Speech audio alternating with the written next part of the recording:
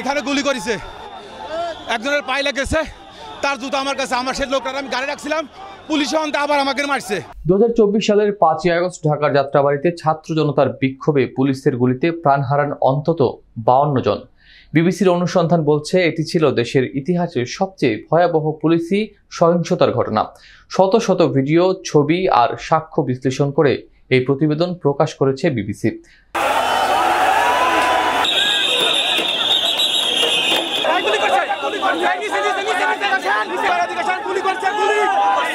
2024 সালের 5ই আগস্ট ছাত্র জনতার অভ্যুত্থানের মুখে পদত্যাগ করে ভারতে পালিয়ে যান প্রধানমন্ত্রী শেখ হাসিনা।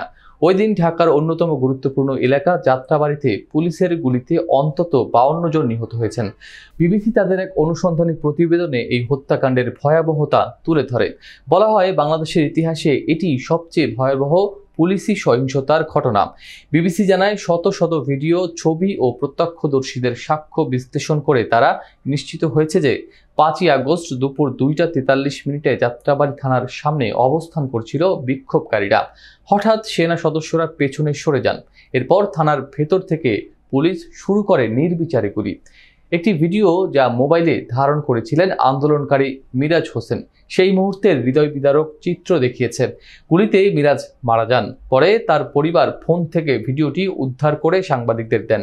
সিসিটিভি ফুটেজে দেখা যায়, গুলি শুরু হলে বিক্ষোভকারীরা প্রাণ বাঁচাতে দিক বিদিক পালাচ্ছেন।